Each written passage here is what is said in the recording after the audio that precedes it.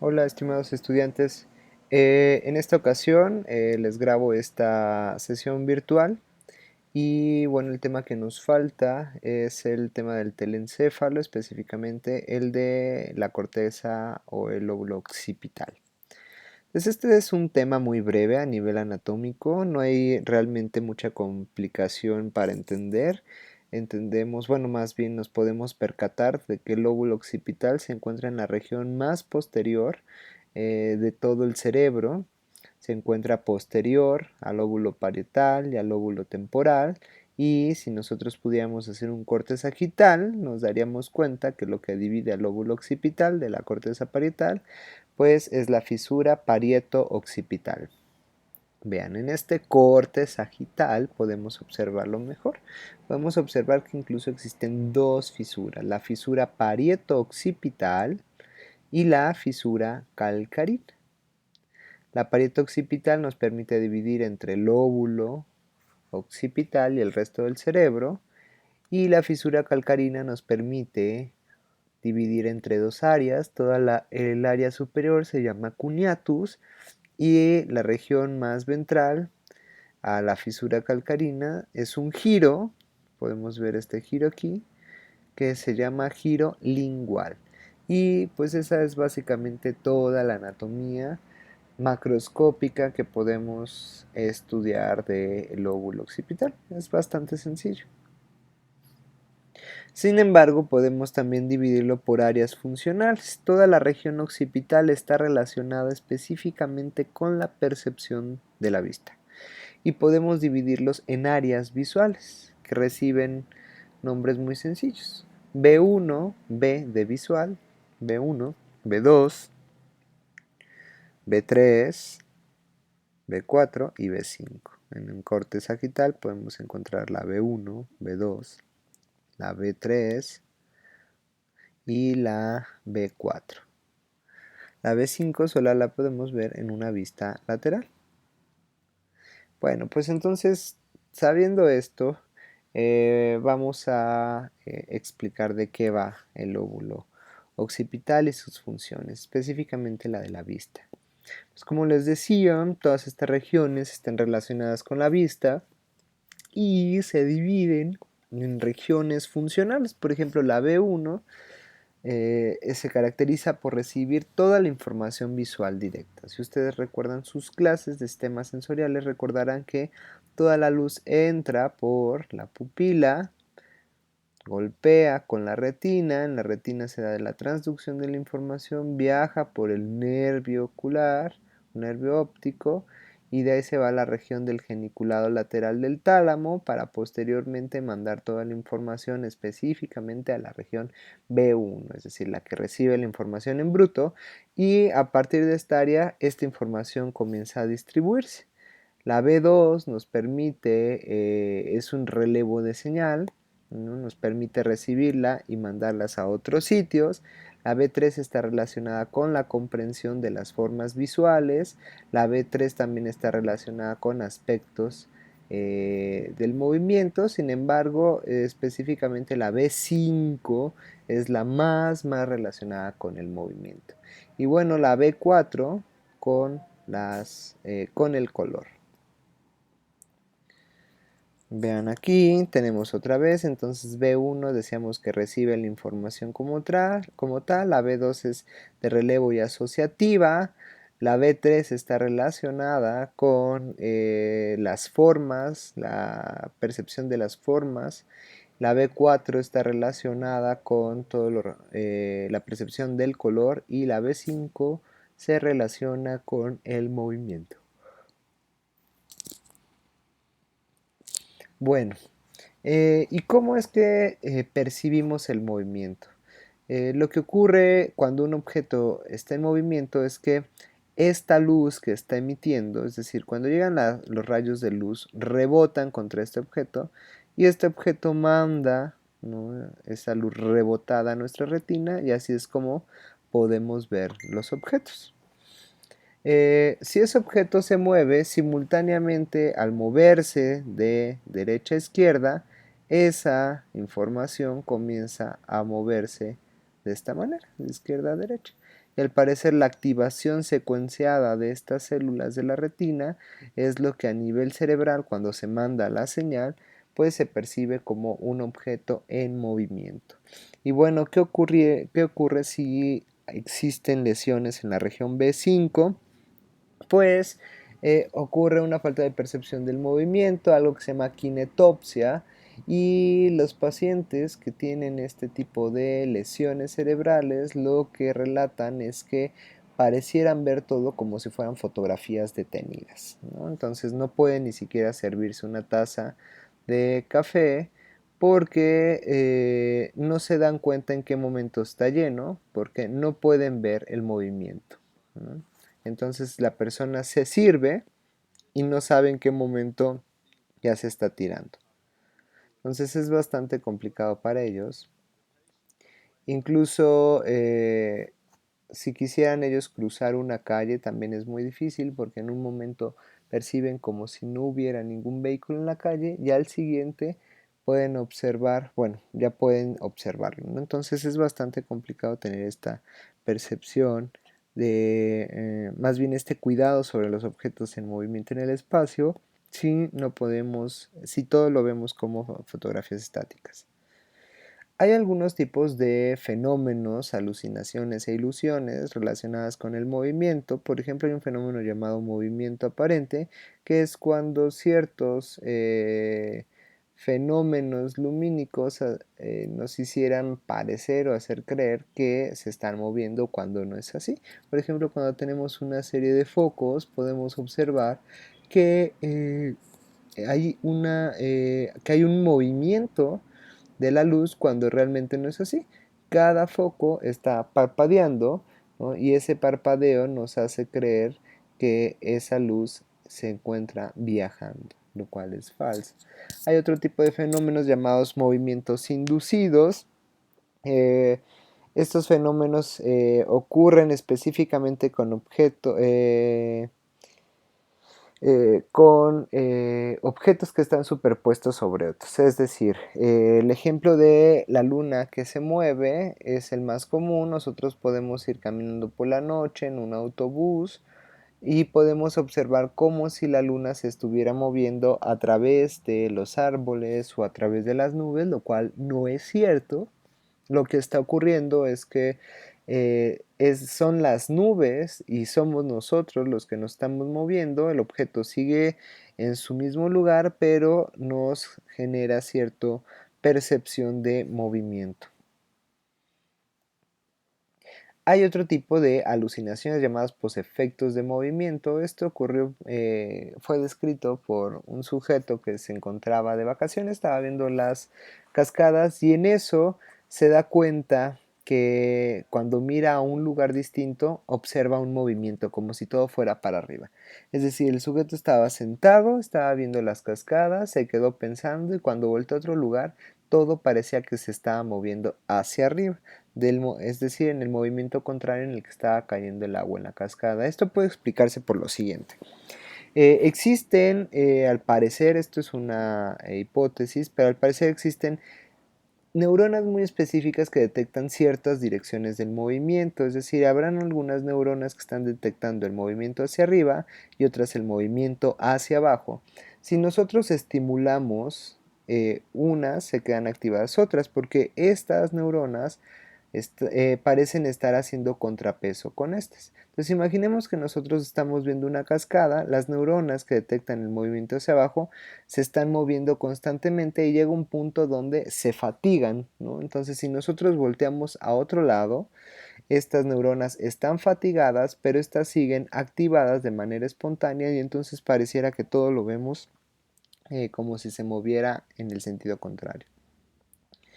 Hay otros fenómenos de la visión, uno de ellos pues es la percepción del color que está relacionada con el área B4. Lesiones en esta región pues generan ciertos trastornos, específicamente el de acromatopsia. Existe por ahí un caso clínico de un pintor que tuvo una lesión en la región B4 y deja de percibir colores.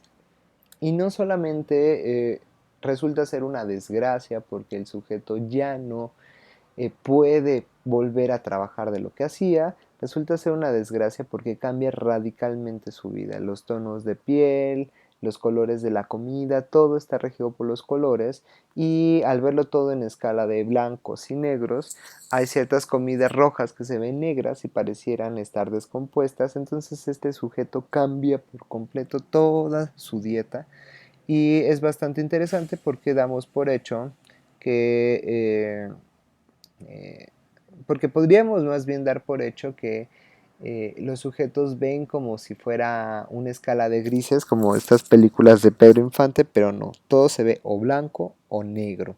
Entonces varias gamas de colores, por ejemplo en esta fotografía, en una escala de blanco-negro resultan volverse negros. Entonces todos los colores, las verduras, por ejemplo el mango, el plátano, que tiene este tipo de colores, se verían de negras como si estuvieran descompuestas. Así que este sujeto cambió toda su dieta y como la luz del día hacía que todo le pareciera blanco y brillante, pues se hizo muy nocturno porque en las noches podía ver con mayor claridad ciertos degradados. Hay ciertos fenómenos del color, uno de ellos es la constancia del color. ¿Qué significa esto? Que podemos nosotros seguir percibiendo el mismo color aunque éste esté cambiando según fenómenos de iluminación.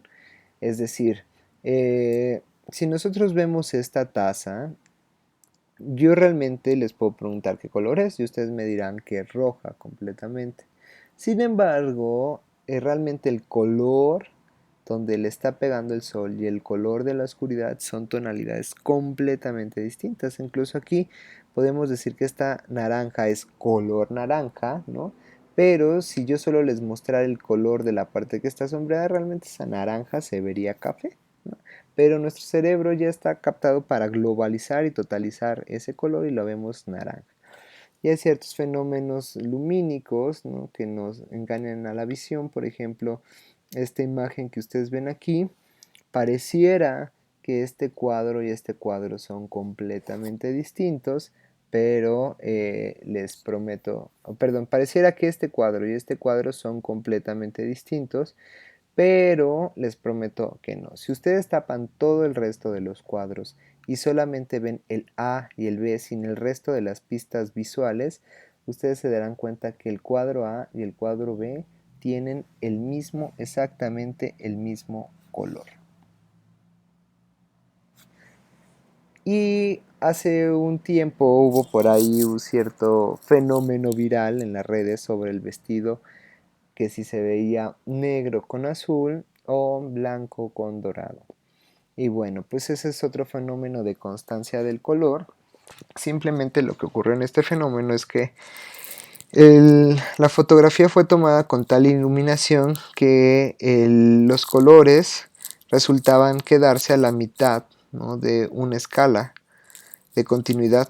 Es decir, pareciera que si el negro, los colores negros los vemos a la luz del sol, se ven en tonos amarillos y el azul se ven en tonos blancos.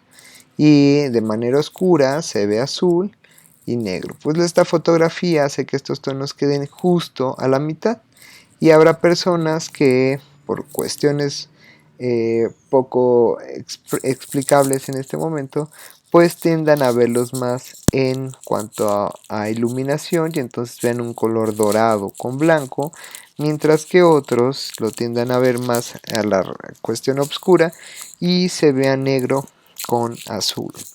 Pero eso ya depende de aspectos de aprendizaje previo que cada uno tengamos. Por eso había una discusión porque había gente que juraba verlo así y gente que juraba verlo así. Bueno, otros fenómenos se llama el fenómeno de postimágenes. Aquí no lo podemos hacer en este video, pero pueden probarlo ustedes. Quédense viendo fijamente a este punto por al menos unos 30 segundos y obviamente sin parpadear y sin voltear a otro lado, solo viendo el punto, y después de los 30 o 40 segundos voltean hacia una pared blanca y parpadean rápidamente. Ustedes se darán cuenta de que van a seguir viendo la bandera en esa pared blanca e incluso de otros colores. Inténtenlo desde sus diapositivas y este fenómeno se llama post-imágenes y es porque los receptores quedan bastante sobrecargados o muy fatigados y otros pues se liberan y crean cierta o falsa imagen, ¿no? Realmente con este ejercicio yo estoy induciendo una alucinación óptica. Y bueno, otros fenómenos están relacionados con la percepción de la profundidad. Por ejemplo, nosotros aprendemos desde muy niños con la exploración a ver cuando un objeto se encuentra a cierta distancia y si es profundo o si es muy superficial.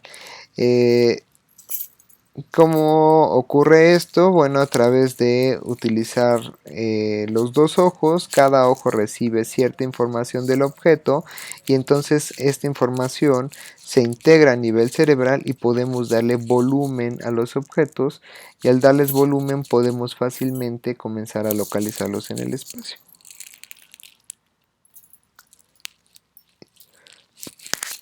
Bueno, como ya habíamos comentado antes, toda la información visual que está en occipital puede enviarse por dos vías. Una vía que es dorsal y que llega al lóbulo parietal y que a través de esa vía nos permite localizar objetos en el espacio, mientras que a partir de la vía ventral nos permite entender, recordar, reconocer qué son esos objetos que estamos ubicando en el espacio, ¿no? Bueno, este es un circuito bastante complejo en el mono. Y hay otros fenómenos que seguramente ya los han visto que provienen de la teoría, bueno, de la escuela de la Gestalt de psicofisiología. Y estos tres personajes desarrollaron o explicaron ciertos fenómenos visuales. Uno de ellos es el de la proximidad, es decir, que tendemos a localizar como grupos a objetos que se encuentran próximos entre sí. Por ejemplo, nosotros podríamos aquí encontrar tres filas, ¿no? Si los acomodamos de esa manera, podríamos encontrar 1, 2, 3, 9 grupos de 4 cuadrados, etcétera. Entonces tendemos a hacer ese arreglo de manera automática. Otro fenómeno es el de la semejanza-igualdad, donde tendemos a agrupar a los objetos en el espacio según sus características comunes.